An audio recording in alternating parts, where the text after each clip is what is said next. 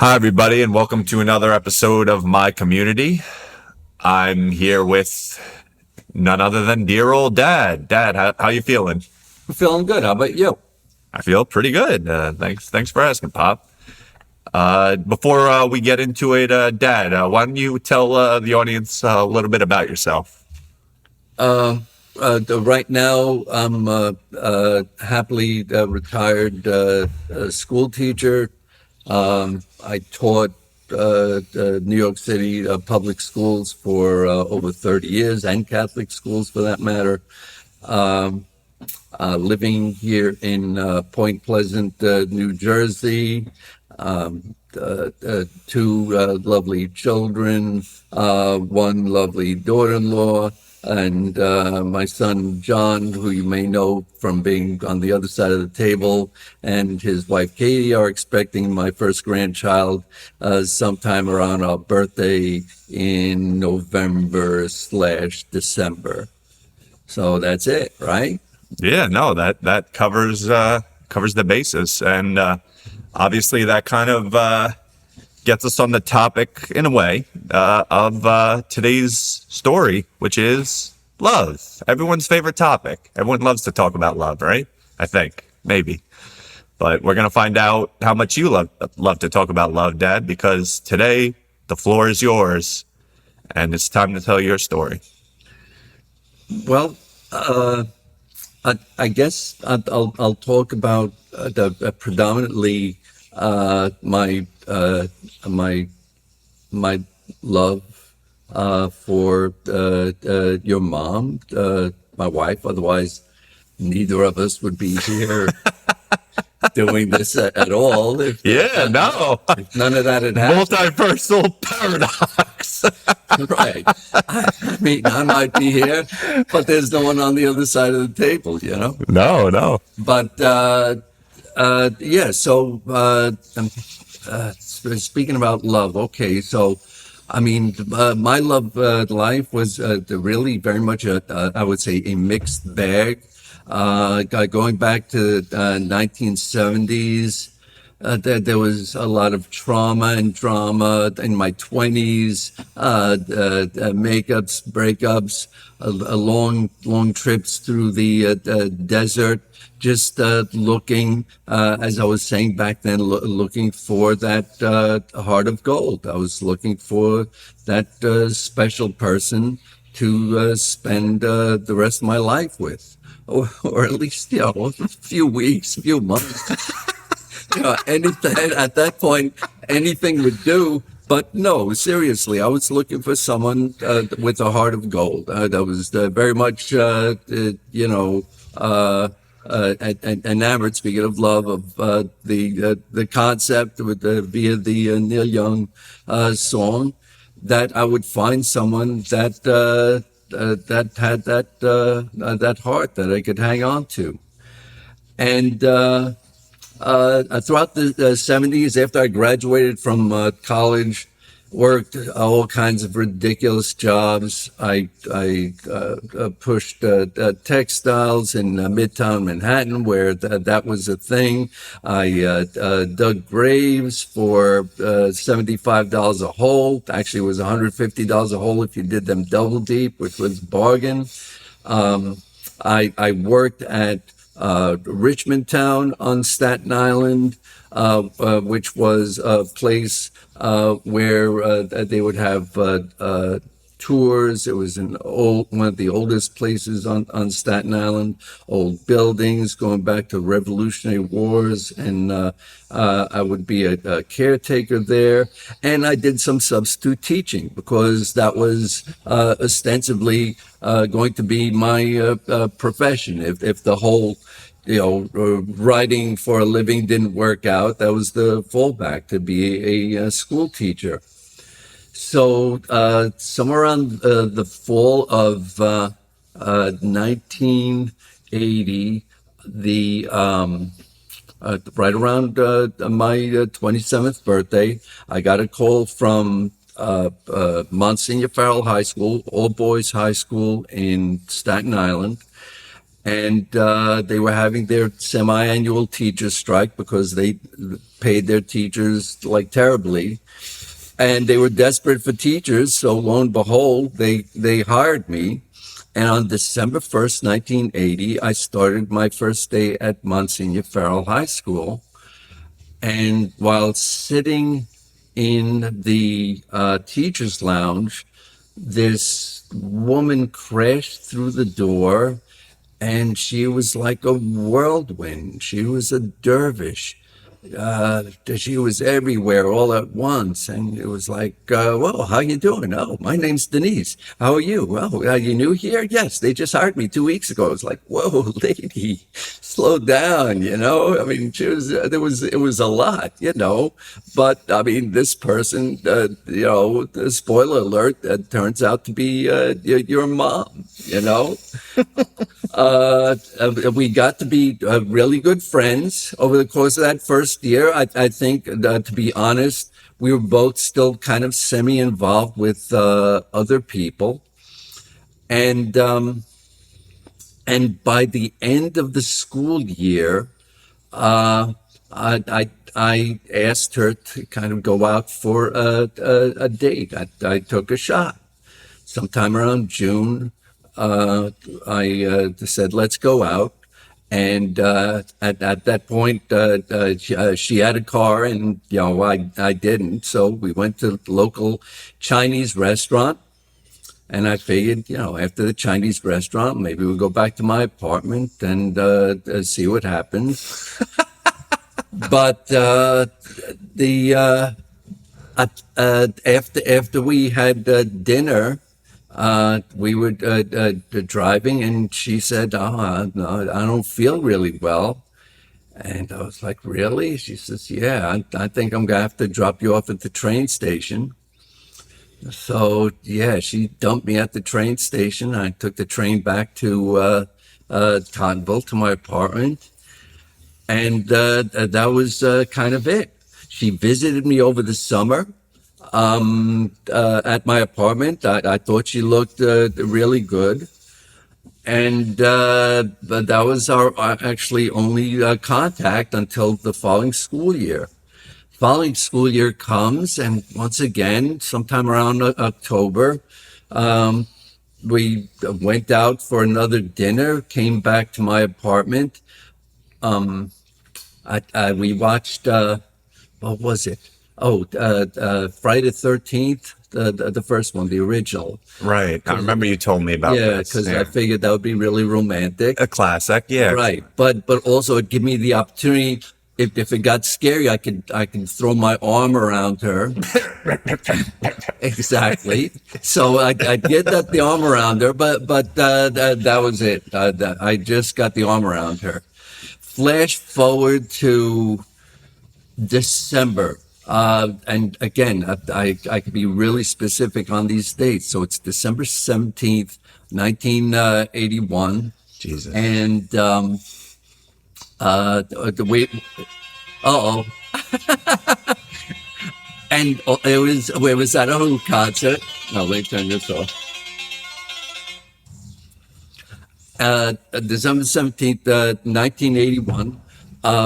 Went back to my apartment. It was the last day of school, and we had kind of been, I guess, sparring back and forth. Nothing really going on, and I was saying goodbye to her at the top of the stairs, and she goes to me, "Aren't you going to kiss me?"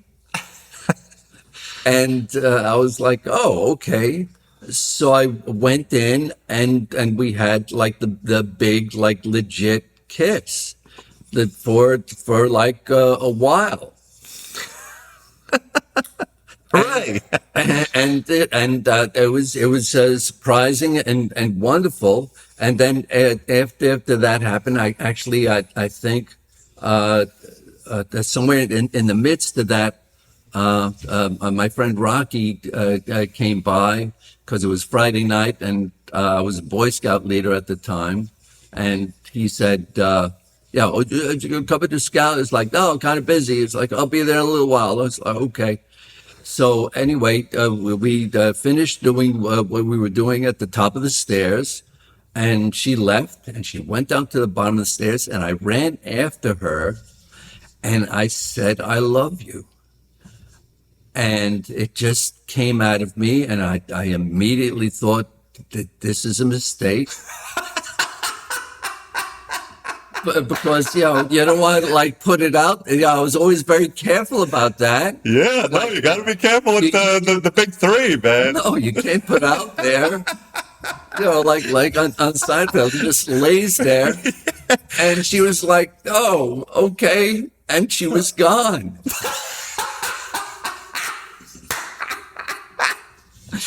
And that was it. It was like, wow. Wow, that painted a nice picture for the audience. Oh no! Wow. It's like, what have I done? It was like, oh, thank you very much, and see you in January. To be continued. Oh my God. So I think I'm pretty sure I got her. I might have gotten her a little a present for Christmas. So I think I actually did see her before January. But that "I love you" didn't come back to me until some unknown date. I mean, my mom always says that, she said it to me when she felt it. I don't know when she finally felt it, but some weeks maybe or months later, I got the "I love you" back. And we actually went out very strong and heavy for the rest of the school year. We get to June, and I get released from my contract at Monsignor Farrell High School because I didn't fit the mold and structure of the institution. Another story. Runs in the family. Right. And, and I'm about to collect unemployment. It's the first and only time in my life. And I tell Mom that I'm going to take this opportunity to pursue my dreams. Like, sounds familiar, right? Runs in the family. Right. I said, I want to see if I could write for a living and make a living, doing what I really want to do. And she was like, great. And, good luck with that. And that was the first of ultimately the 3 times that we broke up over the course of the next few years. I eventually had to abandon that, at least for the time being, because, I couldn't pay the rent on a monthly basis doing that. At the nominal rent doing that. And here's where, again, someone would say it's fate, and someone else like me would say it's coincidence. But in 1983, once again, in November 1983, she and I both get a call from the New York City Board of Ed, saying that, look, we've offered you many terrible jobs in the past. If you don't take this next terrible job, we're going to take you off the list and put you at the bottom of the list to assign you to a public high school. And she and I, coincidentally, both got called into the office in New York City, in Brooklyn, actually, to pick a school, last chance school. And the reason why we were both called in simultaneously was because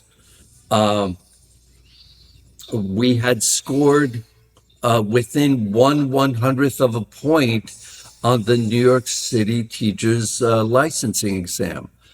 I was, of course, 1/100th of a point higher than her. But be that as it may, there were two spots open at a place called Chelsea High School in downtown New York. And since there were 2 spots, we grabbed those 2 spots. And we went to Chelsea, and we looked over the place, and it was absolutely the worst place possible.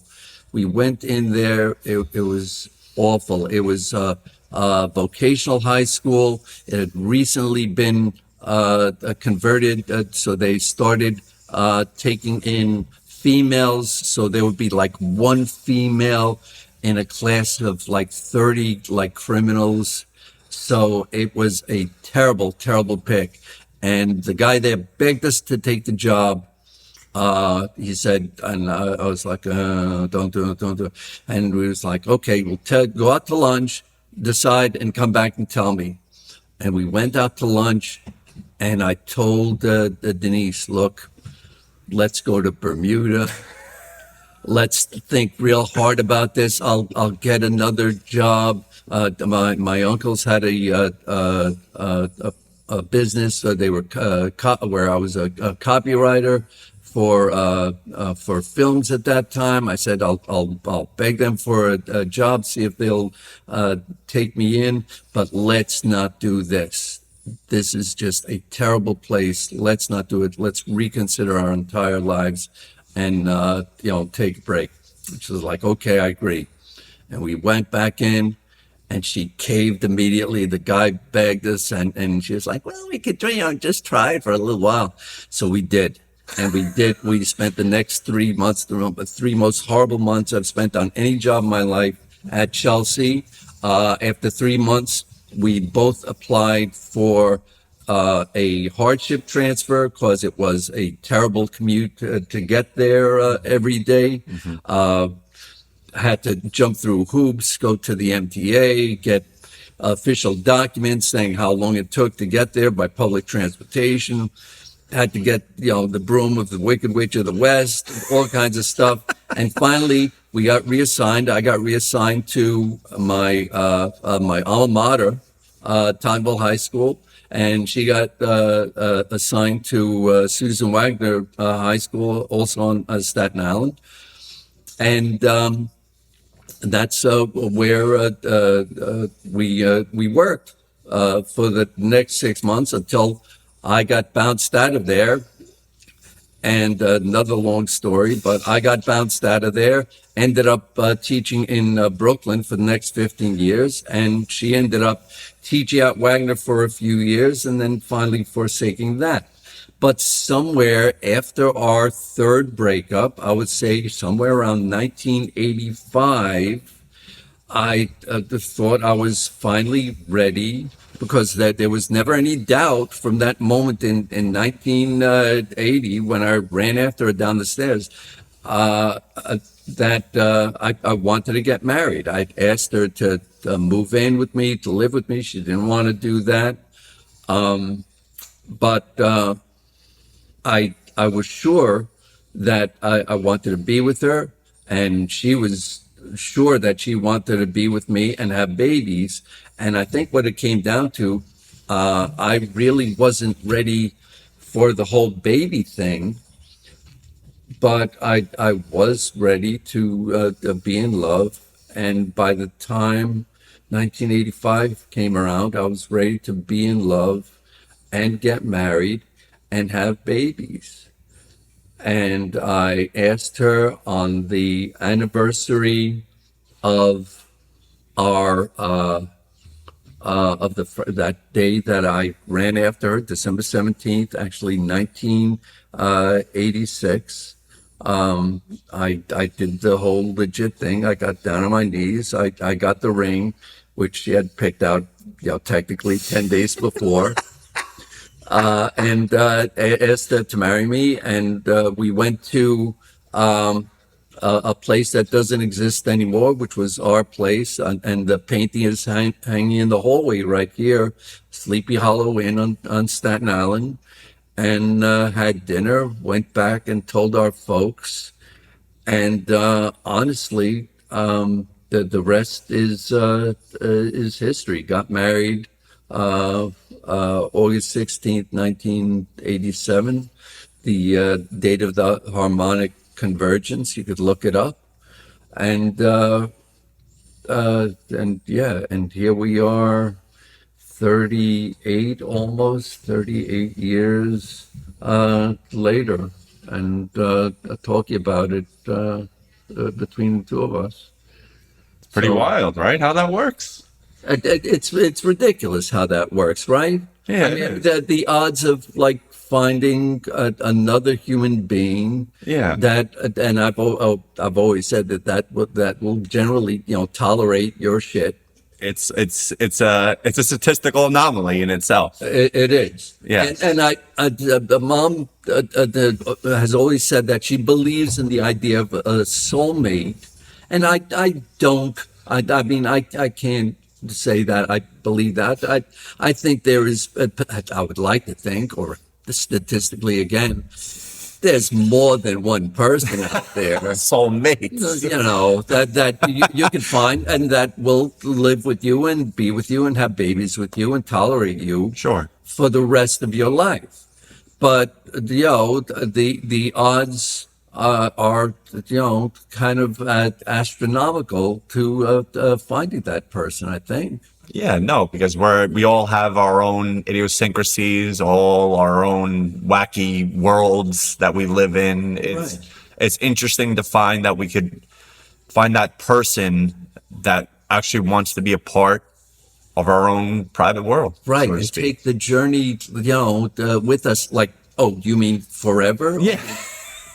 till death do us part. Or to infinity and beyond, huh? Yes, Yeah. or that too, which is what we're all looking for. I mean, we're all looking for that, Yeah. but it's it's hard because even like what you would think really good marriages, to break up after 10, 15, 20, 25 years. Yeah. And is that like a failed marriage if two people were together for 25 years and finally this one says, I can't do this anymore? Yeah, I don't know how someone dictates what is failed or what's not failed at this point. Really because- hard. Does that mean every relationship that we've had prior to the one that we're in is a failed relationship?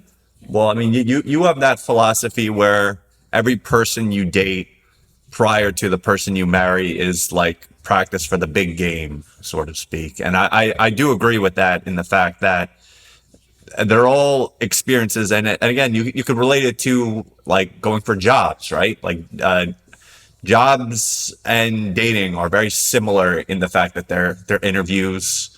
You go on the first date. You go on the first interview. Maybe it doesn't go so well, but maybe they'll give you a second interview or a second date. Then you go on the second date. Oh, you got the job. Now you're a couple. And then, you go for a job for a year or so. Maybe it's not for me. I'm going to look somewhere else, and you find a new person. But it's interesting to think that we go through so many different relationships, and then we really do end up where I think we're supposed to be in love, which is the most important thing. I think so, and I think that the job and relationship analogy is accurate because. I think they are all practice for the next one or for the last one, for the successful one. Yeah. Even the disastrous ones, even the disastrous jobs. Oh yeah, and the or disastrous Or the relationships. disastrous Because relationships. a lot of people have had them. Right. Yeah. Because if nothing else, it tells you, well, I don't want that. Exactly. Yes. It makes it clear what you don't want.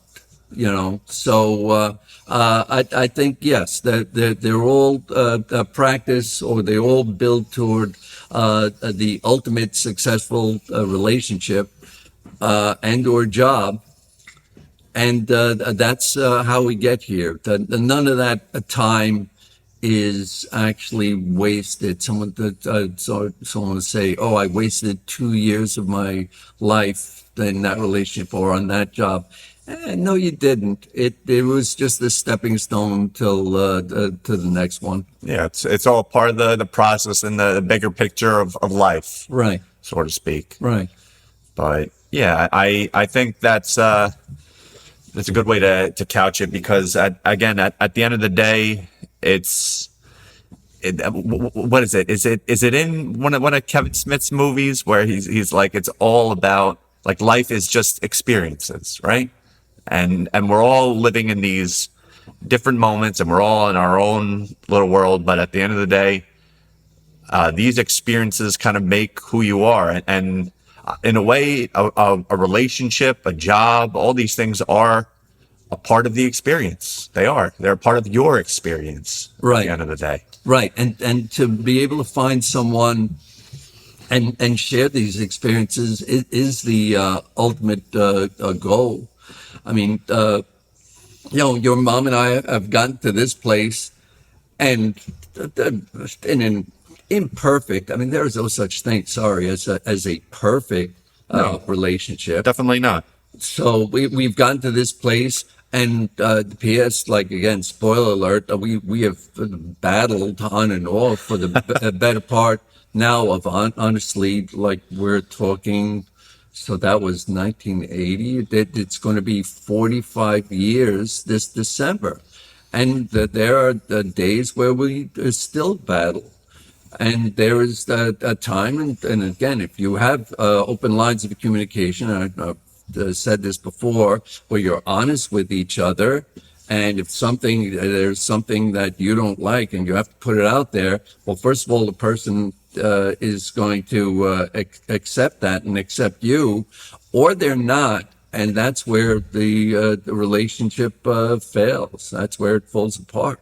If Yeah. they don't accept, that part of you. There are deal breakers out there, obviously, Of course. but that there are so many things that Mom and I still don't agree on, but there are most things that we do, and living our life together, and still being able to travel. Still being able to take road trips and go to places that we've never been is a huge part of our life. And even on those trips, like 95% of it is great. At some point during the trip, things might get ugly. But most of it is we're really comfortable being with each other. We enjoy each other's company. We can still converse at length about any number of topics, and that's what makes it work. Absolutely, Dad. I think that's a good way to bring it all home. But before I do our little sign off, do you have any closing remarks about love for the audience? Is there any words of wisdom or things you want to bestow upon them? It's certainly worth the effort in the end. And any relationship that you feel strongly about, it is certainly worth the effort. Sometimes I think relationships fall apart because if the one person isn't willing to do the work, and I guess I understand that. But once you find someone that you believe you can spend the rest of your life with, that you truly love for all the different reasons that we love each other, it's worth pursuing. Oh, P.S. Mom says when your sister asked her like a while back, by the way, do you think Dad is your soulmate? And she was like, no.